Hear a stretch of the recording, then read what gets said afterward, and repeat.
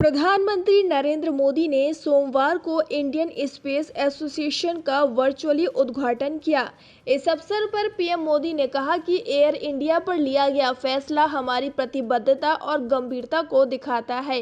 गरीबों के घर, सड़कों और दूसरे इंफ्रास्ट्रक्चर प्रोजेक्ट में सैटेलाइट से ट्रैकिंग हो या नाविक टेक्नोलॉजी, ये गवर्नेंस को पारदर्शी बनाने में मदद कर रही है। उन्होंने कहा कि आज अगर भारत दुनिया की टॉप डिजिटल इकोनॉमी में आगे है तो उसकी वजह है कि हमने गरीब से गरीब व्यक्ति के बीच भी डेटा को सुलभ बनाया है। प्रधानमंत्री ने कहा कि भारत को इनोवेशन का नया सेंटर बनाना है।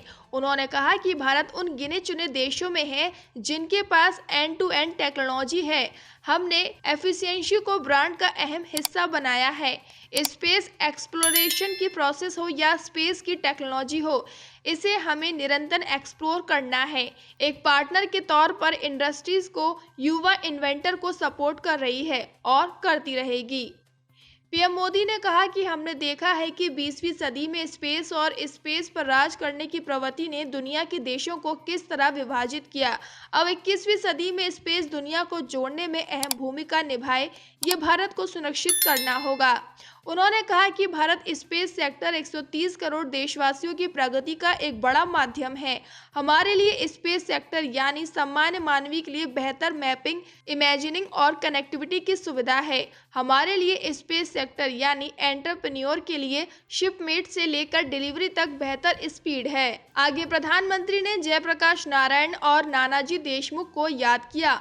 उन्होंने कहा कि आज देश के दो महान सपूतों भारत रत्न जयप्रकाश नारायण जी और भारत रत्न नानाजी देशमुख की जन्म जयंती है। आजादी के बाद के भारत को दिशा देने में इन दोनों महान व्यक्तियों की बड़ी भूमिका रही है। सबको साथ लेकर सबके प्रयास से राष्ट्र में कैसे बड़े बड़े परिवर्तन आते हैं, इनका जीवन दर्शन हमें आज भी प्रेरणा देता है।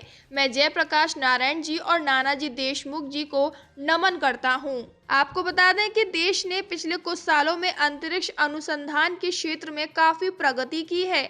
भारतीय अंतरिक्ष अनुसंधान संगठन ने भी कई लॉन्च सफल रहे हैं। हालांकि कोरोना की वजह से इनमें से कुछ अंतरिक्ष मिशनों के कार्यक्रम में देरी आई है। देश के पहले सौर मिशन के 2022 की तीसरी तिमाही में लॉन्च होने की संभावना है।